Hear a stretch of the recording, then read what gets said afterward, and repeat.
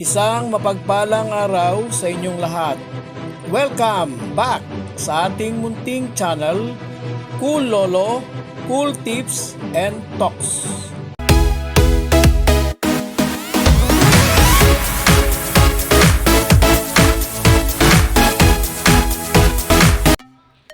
August 15, 2026, Saturday Racing.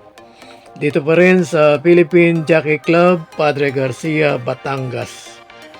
Patuloy po, Ferrocom Rating Based Handicap System Race.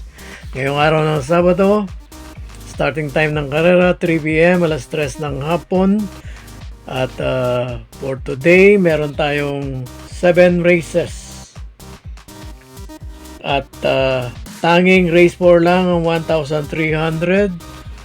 Yung iba pang 6 na karera ay pawang 1,400 meter distance. So, atin na pong limiin at i-dissect ang ating mga cool choices na pili. Race number 1. Winner take all covers races 1 to 7. May Super 6, rating based handicap group 22 hanggang 27. Dito sa race 1, ang ating pong cool first choice, ang kailangang magampanan nito bukas, Saturday Racing, ay yung salida. Medyo nahuhuli, naatraso. Kung ito'y makakasabay sa alisan, yun na po ang kailangan. Cool first choice natin, number 9, American Paria. Cool second choice. Kahit na meron pang ibang mabilis dito, ito ang magdadala ng lead pack. At sa akin pong humble assessment, kayang tapusin. Cool second choice, number 10, Sega Tulin. At ang ating pong cool third choice, sa kanyang mga nakarang takbo, medyo parang papetik-petik lang. This time, magtotodo na ito sa akin pong palagay. Cool third choice, number 6, Borderline.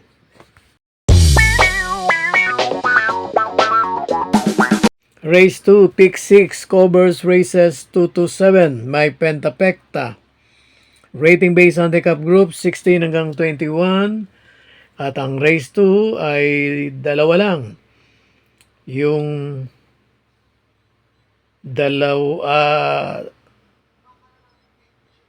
dalawa ay 20 at yung 6 ay nasa group, rating based group 21. So dito po sa race 2, ang ating pong cool first choice, number 7, isang puting kabayo, Heartfelt with Jackie PM Cabalejo. Meron po tayong cool second choice for a surprise win. Number 1, Genie is keeper by PJA Kuse. Race 3, pick 5, covers races 3 to 7. Rating based handicap group 16 to 21. At actually, rating based handicap group, dalawa lang, 20 at 19. At dito po sa race 3, ang ating pong cool first and only choice, galing sa bakasyon, pero meron siyang reliable, para sa akin pong humble observation, na barrier run noong July 31. So dito kayang-kaya, sa akin pong assessment, banderang tapos. Cool first and only choice, number 6, Gemma Bell, another gray galloper.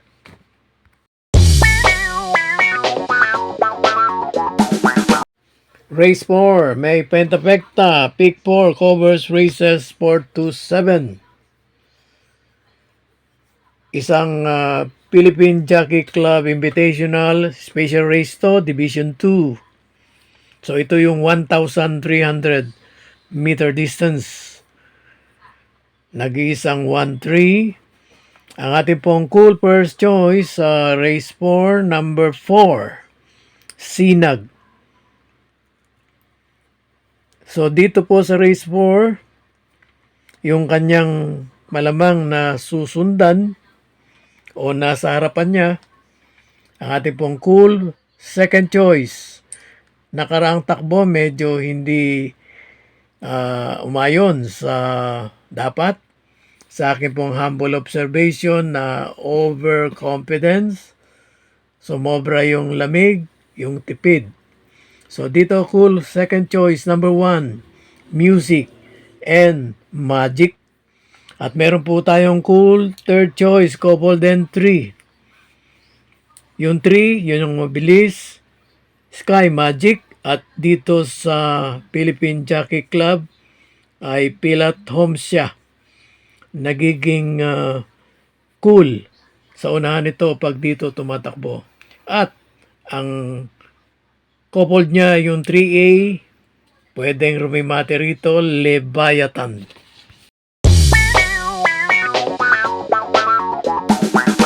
Race 5, may Super 6. Rating based handicap group 16 hanggang 21. Dito po sa race 5, ang ating pong cool first choice, mga nakaranyang takbo, series na, medyo ang consideration, ang ating pong mapapansin, puro yung aking pong tinatawag na floating run. Parang yung hindi masyadong kumikilos kung saan siya nakapwesto. Ang pinaka noted na kanyang huling takbo na nandoon yung kanyang forma ay noong pang June 28 doon sa race na pinanalunan ni Uno Magnifico at nandun si Straight Shooter. Malakas siyang sumabay doon. So ang ating pong cool first choice number 7, Feel the Burn. At ang ating pong cool third choice o second choice, dahil dalawa lang po ang cool choices natin dito, masama din. Negative running din last time out. Pinakabugaw sa lahat sa race na pinanalunan ni Golden Diet. 11-11 at pang-labing isa rin dumating. Pero dito sa race 5, ang ating pong cool second choice, ine-expect ko po na nasa unahan. Number 3, Grand Laughter.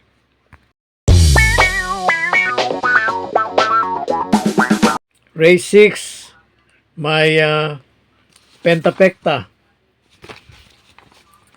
At dito po sa race 6, ang ating pong cool first choice,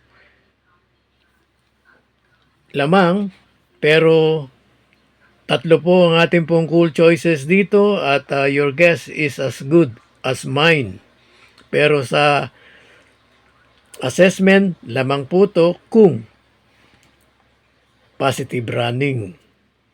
Ang ating pong cool first choice, number 3, Modern Stroke. Cool second choice, Consistent Runner. Laging nandun sa bawat yugto ng labanan. Cool second choice, number 6, Marengo. Meron po tayong cool third choice. At ang kabayong ito, kabayo ni Sir Jesse, matapang sa laban, talagang palaban. Cool third choice number 1, Bonnie Avenue.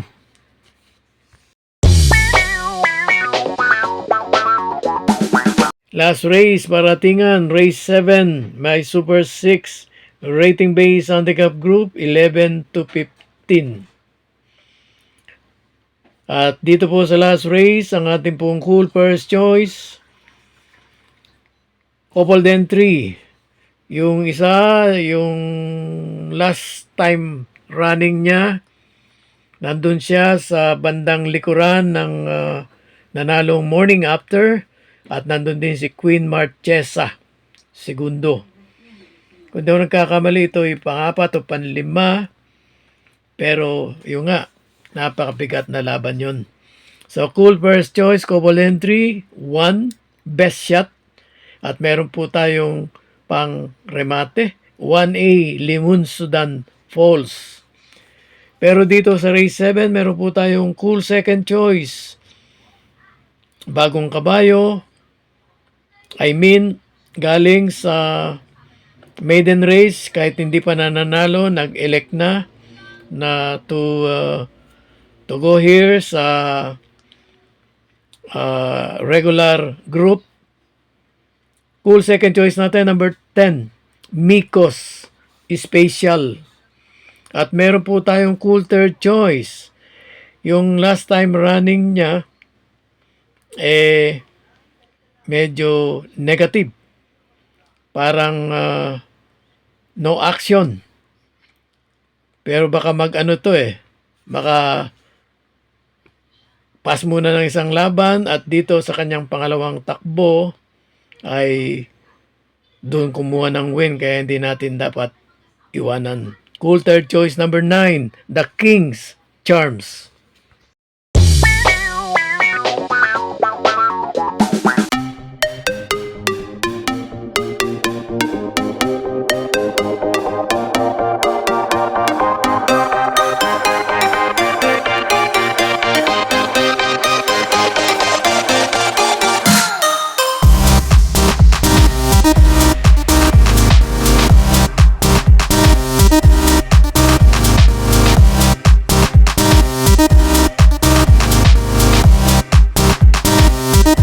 God bless to all.